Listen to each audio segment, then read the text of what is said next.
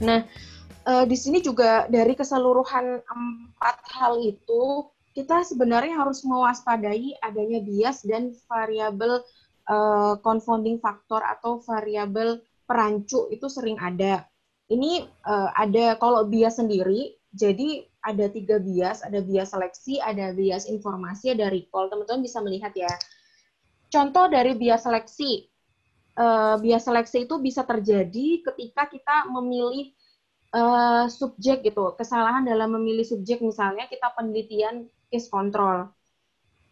Contohnya case control, kita pengen tahu sebenarnya ada pengaruh nggak ketika kita memberikan edukasi rokok dengan metode X misalnya di SMP J. Nah, kan kalau kayak gitu kan berarti kita harus ada anak-anak yang menjadi kasus yang diberikan metode itu dengan kelompok yang misalnya nggak dikasih metode. Nah, kontrolnya itu salah. Contohnya, ketika kita memberikan itu di kelas 1, nah kita ternyata memilih kelompok kontrolnya itu kelas 2 atau kelas 3 gitu. Jadi akan ada bias di situ, dan bias seleksi ini related dengan variabel rancunya. Jadi kalau kita misalnya penelitian di kelas 1 terus pakai kontrol di kelas 2 gitu, nggak bisa juga gitu, nggak, karena pasti ada faktor ketika dia kelas 2 mungkin dia udah pernah mendapatkan metode serupa, jika terkesan ada peningkatan semuanya, nggak, atau nggak ada beda karena ya di kelas 2 udah pernah dikasih misalnya gitu. Atau contohnya lagi kita contohnya ini di program Pencerahan Nusantara. Jadi program Pencerahan Nusantara ini kan bagaimana caranya puskesmas itu bisa menjadi lebih baik. Kita pengen tahu nih, apakah kehadiran Pencerahan Nusantara itu ternyata ngefek, memang bisa merubah puskesmas, ataukah sebenarnya kalau ada tenaga doang ya akan bagus gitu. Nah, ini kan harus dikontrol dengan puskesmas dengan kondisi serupa, geografi serupa, jumlah tenaga sebelumnya serupa gitu kan.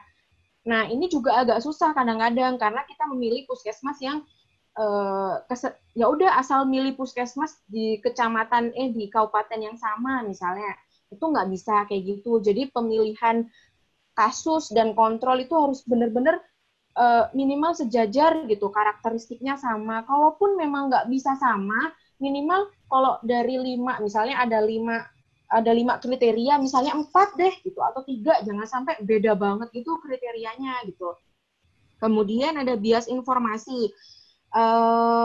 Ini kadang-kadang kesalahan ketika kita informasi yang dikumpulkan tentang atau dari subjek penelitian yang salah. Contohnya kesalahan pengkategorian responden. Kita mau penelitian tentang perokok berat gitu misalnya ya.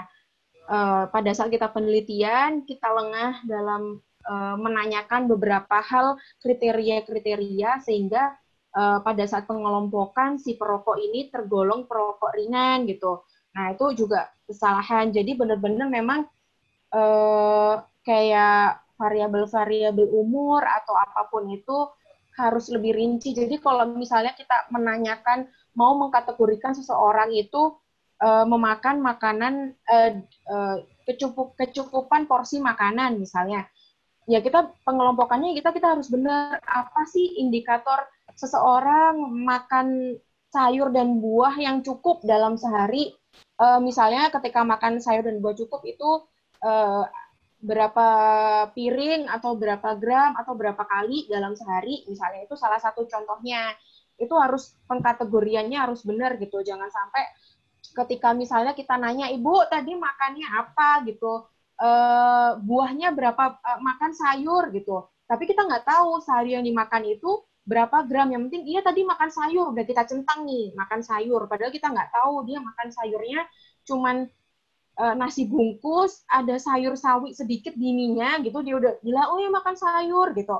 Padahal ada yang lain lagi, dia makan sayur 1 porsi gitu. Nah, tapi karena kita lengah di pengukuran apa ya namanya, gram-gramnya atau ukuran-ukuran makanannya, jadi pada saat pengkategorian informasinya salah. Kemudian ada lagi yang biasanya terjadi, recall gitu. Kebiasaan kita menanyakan nih riwayat penyakit, misalnya riwayat penyakit terkena diare gitu, jangan nyasis, pokoknya diare atau TB misalnya.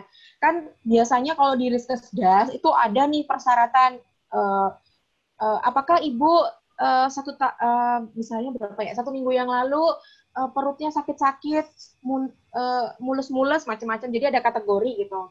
Nah, kadang-kadang recall ini bisa membuat orang itu lupa gitu. Aduh, nggak tahu ya Mbak ya, kemarin tuh kayaknya ya mulus-mulus gitu.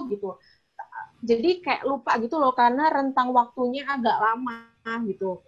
Agak rentang waktunya agak lama, sehingga kadang kita lupa apa yang terjadi kemarin-kemarin gitu. Apalagi kayak food recall misalnya. Kadang suka lupa gitu, aduh kemarin makannya seberapa ya takarannya, aduh lupa, kayak gitu-gitu. Itu kadang banyak terjadi, sehingga benar-benar cara untuk menolongnya adalah kalau memang ada ukuran, kita tunjukin nih ukurannya. Ada gambar, ibu makanannya ibu makan seperti ini kah kemarin misalnya.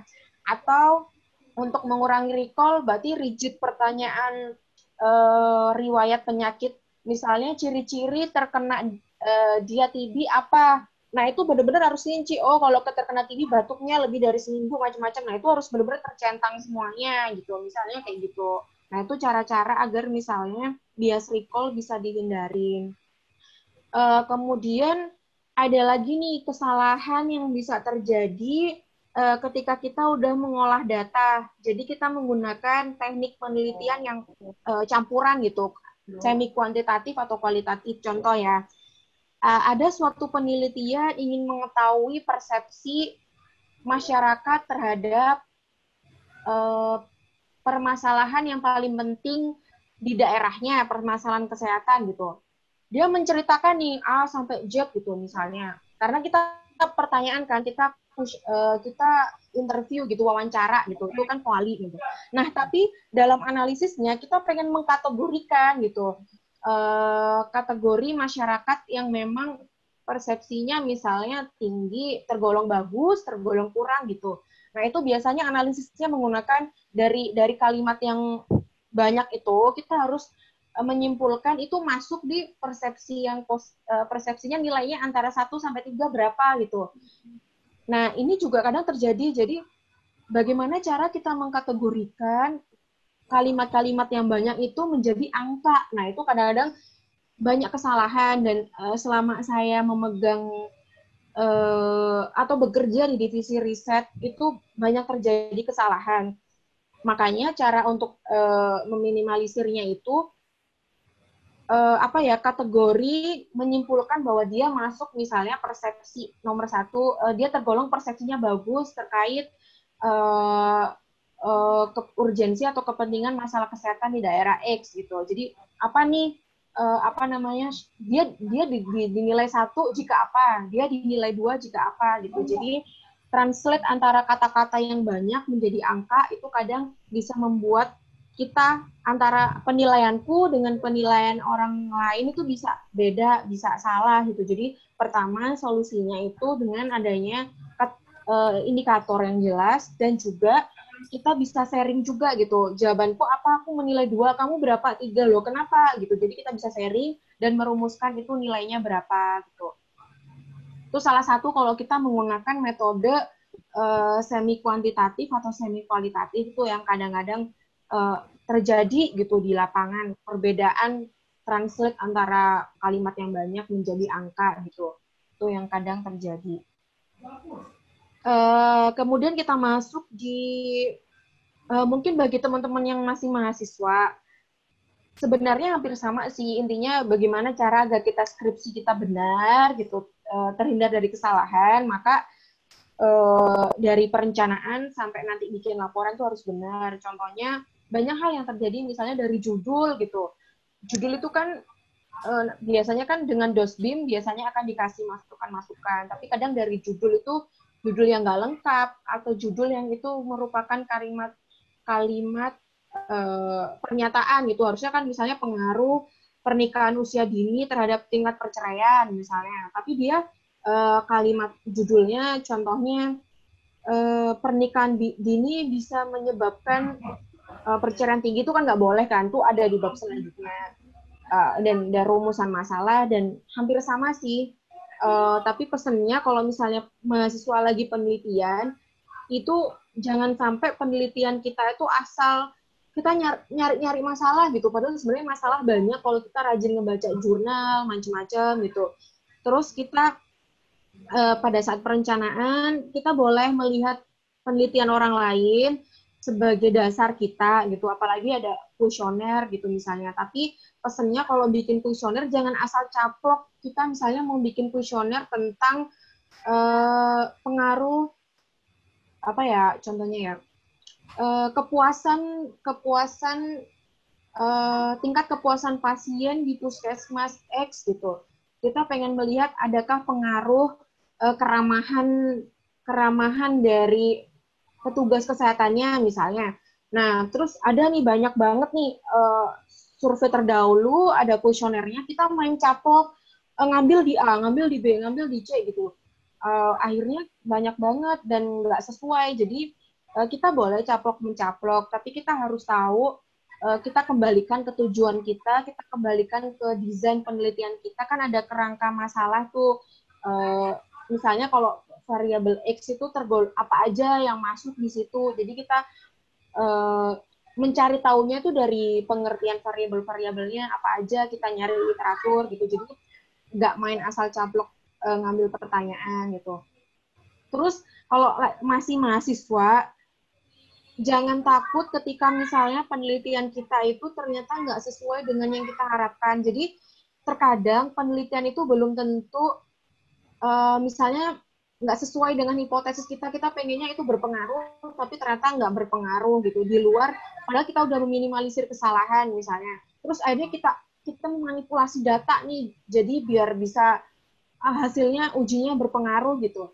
Nah, kalau orang-orang yang udah paham data itu bakal ketahuan kalau itu ada manipulasi. Jadi memang jangan sampai melakukan terlalu banyak manipulasi yang tidak bertanggung jawab di setiap tahapan penelitiannya gitu. Itu untuk teman-teman yang mahasiswa.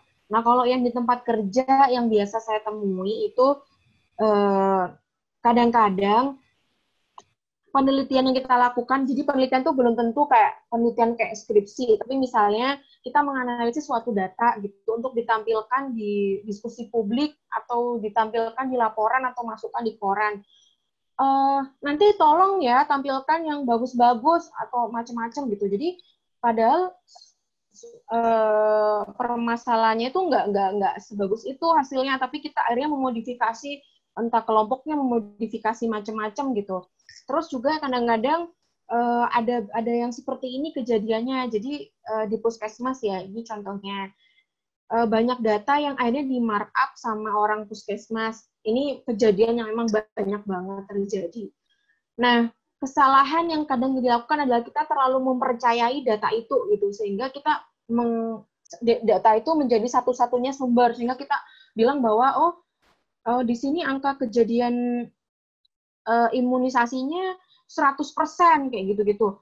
Nah, ternyata tiba-tiba kejadian ada wabah gitu. Nah, itu udah kelihatan banget bahwa ada di situ manipulasi data, sehingga kalau misalnya pada saat di tempat kerja, kita harus menggunakan data pembanding atau sumber pembanding. Jadi nggak cuma mengandalkan data dari puskesmas, tapi kita juga mencari data lainnya, misalnya data primer, atau misalnya kalau di situ ada penelitian dari orang lain, atau misalnya ada survei yang primer misalnya. Pokoknya jangan cuma menggunakan satu data gitu, satu sumber, sehingga bisa salah, harus diklarifikasi dengan sumber-sumber lainnya. Minimal prinsipnya kalau sumber satu mengatakan A, sumber yang kedua mengatakan A, kita bisa menggunakan itu gitu. Tapi kalau misalnya sumber yang pertama mengatakan A, sumber yang kedua ternyata kok B gitu. Nah, kita harus mencari lagi sumber yang satunya lagi yang bisa menguatkan kita sebenarnya yang mana nih gitu. Nah, itu bisa dilakukan dengan banyak hal. Kemudian pesannya sebagai penutup, kesalahan dalam penelitian itu bisa dicegah gitu, harus dihindari gitu. Namun kadang-kadang kalau memang kita nggak bisa menghindari kesalahan itu, contohnya aja bias tadi kan, ada bias, ada faktor perancu yang benar-benar kita nggak bisa hindari gitu. Padahal kita sebenarnya di awal udah benar-benar faktor perancunya umur nih. Jadi kita udah benar-benar mention umur. Jadi kita tahu nanti, oh kalau ternyata umur ini mungkin bisa menyebabkan ada pengaruh yang berlebihan atau meningkatkan hubungan gitu.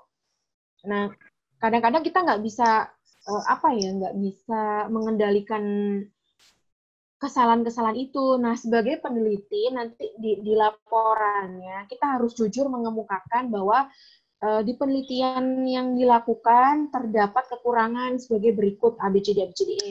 Nah, kita bisa memasukkan kesalahan atau yang kita lakukan di situ yang memang tidak bisa kita cegah gitu. Yang kejadiannya itu memang benar-benar faktor eksternal gitu. Jadi kita boleh tulis di situ dan itu dibenarkan dalam ilmiah bahwa ya ada hal kayak gini. Jadi ketika misalnya nih ada peneliti lainnya itu dia bisa benar-benar memperhatikan bahwa ada apa namanya, oh dia pernah ada kesalahan seperti ini di penelitian seperti ini, maka dia bisa hati-hati, bisa lebih baik lagi.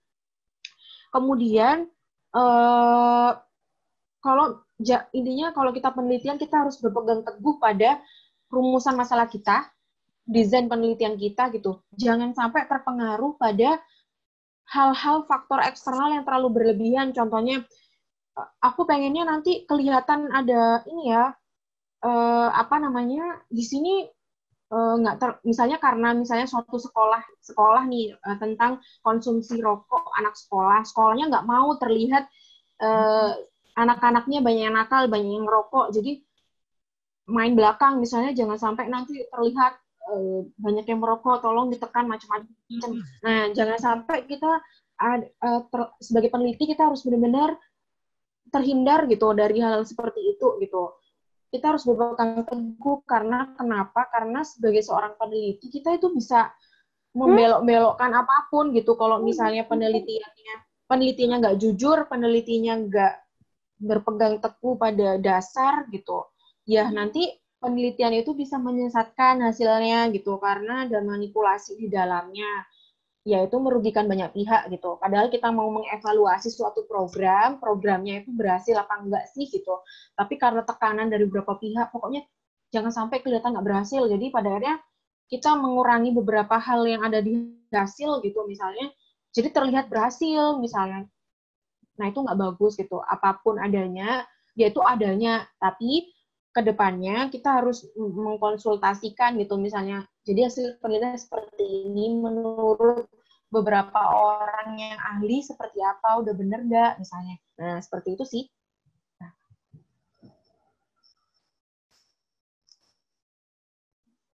Oke, mungkin itu dari paparan dari Kak Nurmalasari. Nah, di sini bisa saya simpulkan kesalahan pada penelitian ini dapat terjadi di setiap proses penelitian karena proses penelitian itu beriritasi dari perencanaan data, terus pengumpulan data, analisis data, dan diseminasi data. Nah, harus kalian ketahui bahwa perencanaan yang baik itu akan berjalan dengan lancar gitu. Jadi setiap proses penelitian ini harus direncanakan dengan yang maksimal.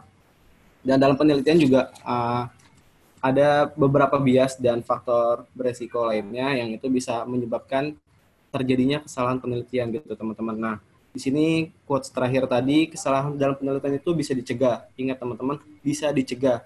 Namun jika sudah terlanjur ada, sebagai peneliti itu harus jujur mengakui kekurangannya agar di saat kita membuat laporan itu tidak terlalu banyak memanipulasi data karena akan mempengaruh banget pada hasilnya gitu teman-teman.